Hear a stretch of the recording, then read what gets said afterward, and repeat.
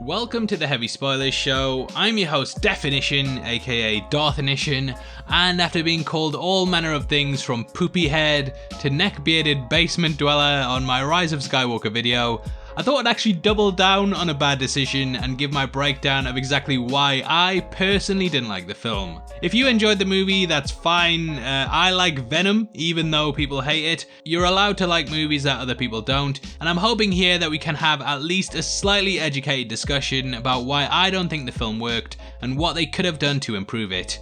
If you can answer or give reason to some of my criticisms, then I'd love to see that, as I'm a big Star Wars fan. I probably like one less Star Wars movie than you do, which is The Rise of Skywalker, and I'd much rather enjoy the movie with a new appreciation for it than go on disliking it for the rest of my life. So yeah, if I'm wrong, let me know. With the new release, Star Wars fans are even more divided than they've ever been, and with people jumping to slam it whilst others leap to its defense, it's time to re-examine the movie and discuss why some people are labeling it as the worst Star Wars movie ever.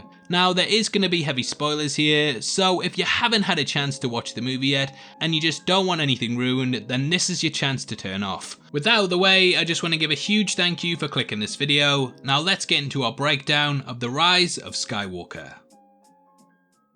Okay, so before we get into the parts of the movie that I didn't like, I thought I'd discuss what elements of the film I enjoyed because, yeah, I think anyone would be pretty stupid to say that nothing in this film worked. Now, I absolutely loved seeing Lando back on the big screen. Billy D. Williams brought with him an air of charisma and charm that really elevated all of the scenes that he was in. Seeing him ride into battle at the end was awesome, yeah, and I loved watching him return. Adam Driver too completely knocked it out of the park, and he's actually quickly becoming one of my favourite actors, and yeah, every Kylo scene was brilliant. Watching his exchange with Han on the Death Star was heartbreaking, and even though Harrison Ford didn't bother getting a haircut, it definitely felt like the emotional high point of the entire trilogy.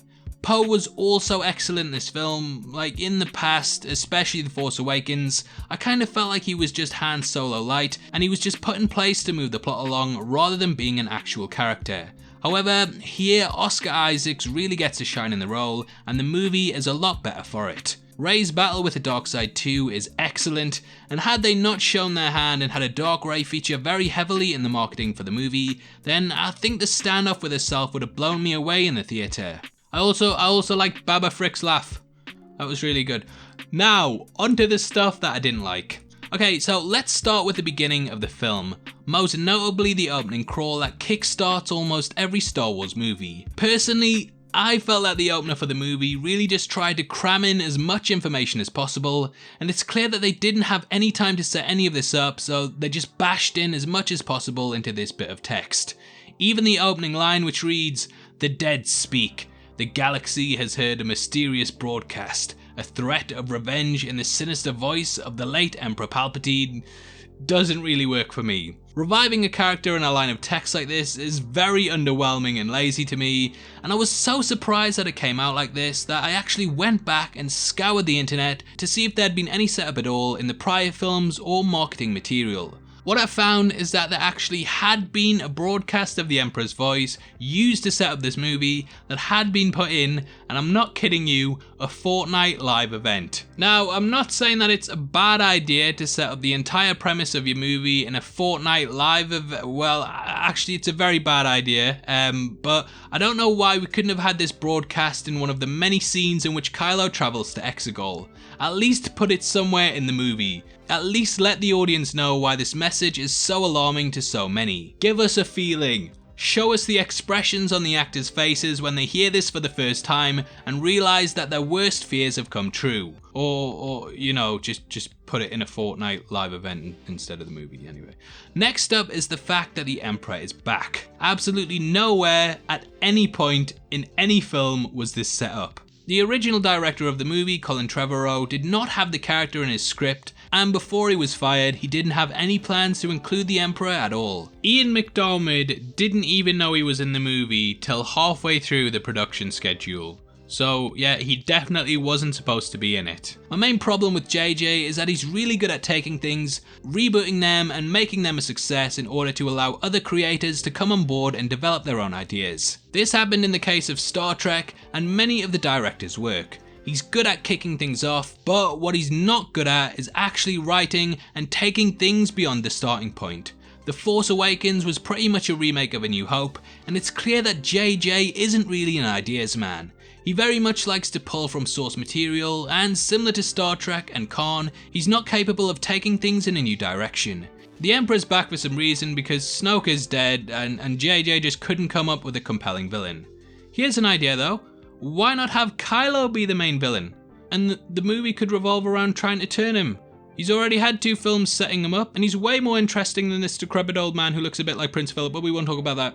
The fact that the Emperor is back cheapens Darth Vader's sacrifice at the end of Return of the Jedi, and basically the emotional weight, the triumph that came from that movie has now been stripped away just because JJ can't come up with a new idea. They insult audiences and don't even explain how he returned as they can't come up with a reason. I bet if you sat any group of Star Wars fans in a room for 30 minutes, they'd be able to come up with a reason for why the Emperor was back, but nope. They don't even bother to talk about it, they just need him back and hope that you're stupid enough to go along with it because, yeah, nostalgia. This entire scene of Kylo sneaking down to discover what's really going on, actually it kind of reminded me of when you were a kid at Christmas and you snuck downstairs to try and get a peek at Santa Claus and you came across your parents and it was them. They were behind it all this entire time, working from the shadows. Anyway, Palpatine revealed that he cloned Snoke, but if you're capable of cloning extremely powerful Force-sensitive beings, why not clone Darth Vader? That would manipulate Kylo way more than Snoke ever could, and once more, you could continue ruling the galaxy as you were.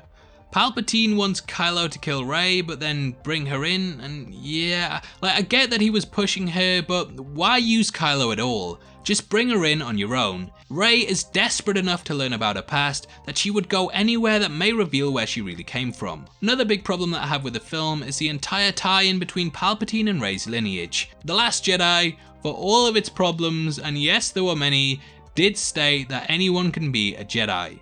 Anyone can be special, even a little broomstick boy. You know, it's a nice optimistic ending. It doesn't matter who you are, you can be someone.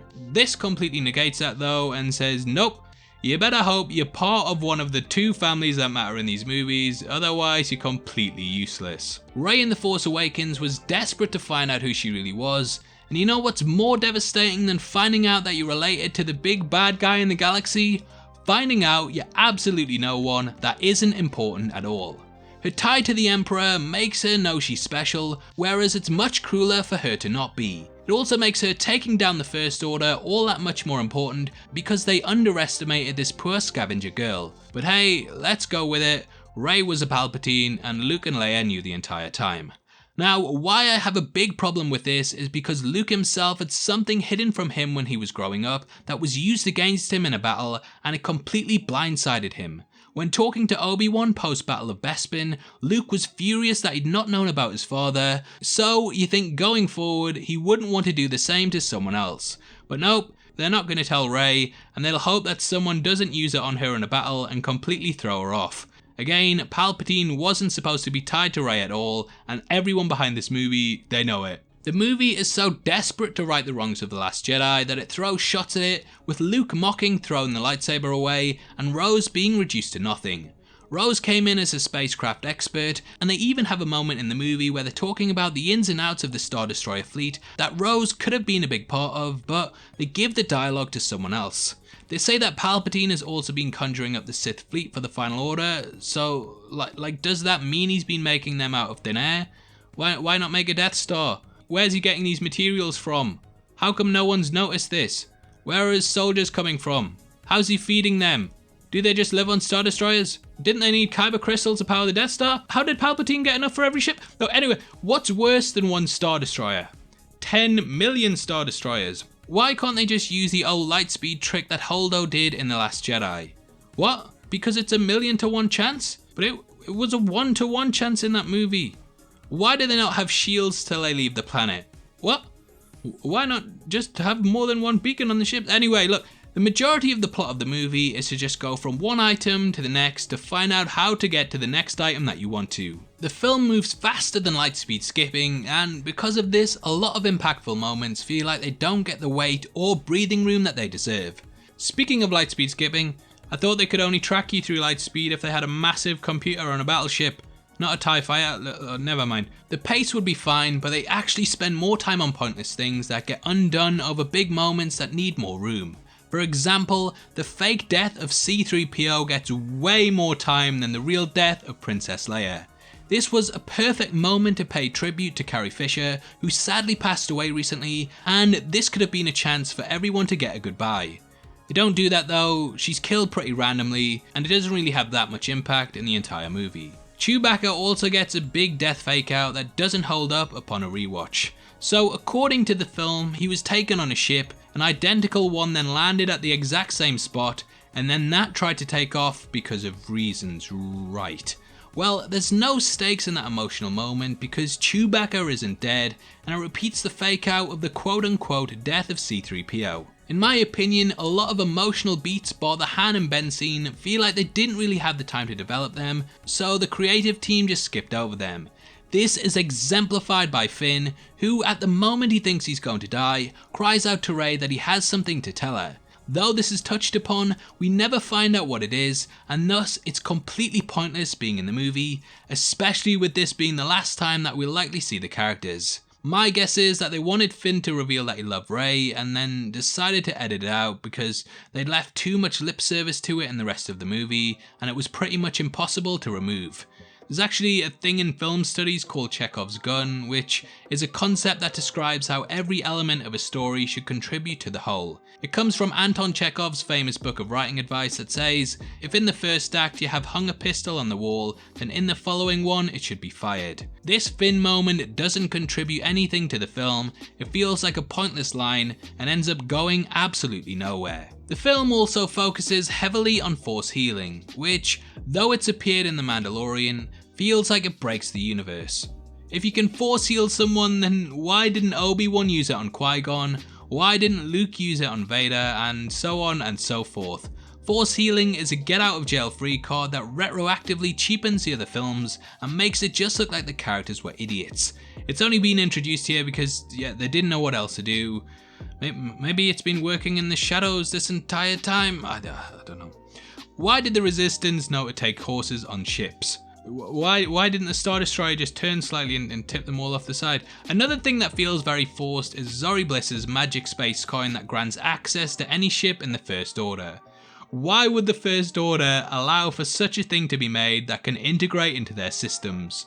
Why don't any of the soldiers look out the windows while the ship's docking and be like, this ship looks a bit suspect. I mean, I know they're using the magic coin to bypass our systems, but maybe we shouldn't let them on.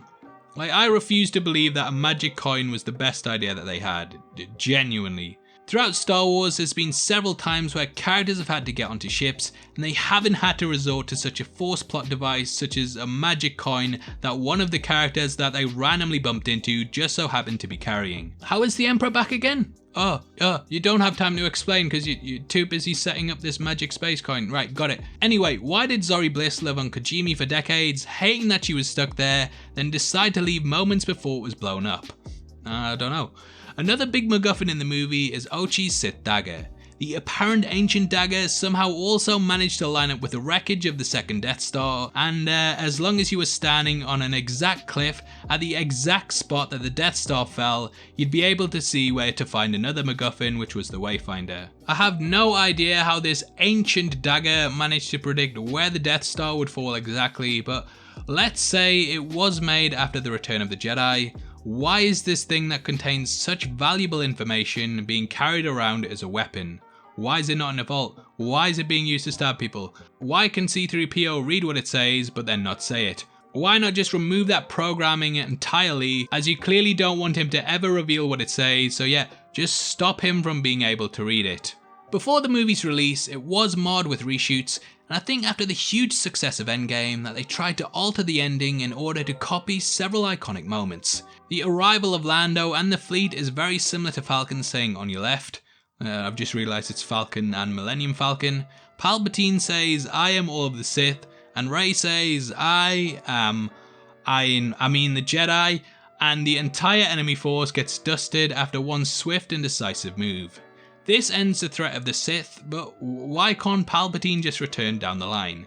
Now that you've brought him back once, there's no real finality to his death, and he could just be out on another planet. The Resistance celebrate and we get our big LGBT moment that Disney have been talking about for months. I mean, they're so progressive and everything, as long as it's not a main character and it's something that they can easily edit out for China. But yeah, very progressive, guys. I'm straight, so I can't really give my personal opinion on this, but I can imagine that with this moment being hyped up for months now, that many members of the LGBT community will be disappointed with the lack of representation here. It feels like they just wanted to tick a box, so they threw it in at the last minute, and it doesn't really feel all that sincere. Lando and Janna sit down to talk, and originally in the leaks it was at this moment that they were going to realise that they were father and daughter, and that Lando had remained on Persona after his child was kidnapped by the First Order. There was some rumblings that Disney were just being lazy and making it so that every black character was related, so apparently they removed it, which again I think negates the movie, as it does feel like they were setting up for this scene, and even during the scene where the two talk, it does feel like they should acknowledge it, but something happened in editing there. We then cut to Rey at Luke's old moisture farm. So firstly, how did she know that Luke lived there? Secondly, who the hell is this old woman just walking around? Where has she come from? Where did she go? Where did you come from, Cotton Eye Joe? What is she doing there? Who is she? Why does she just so happen to be in this position so that she can ask Rey who she is?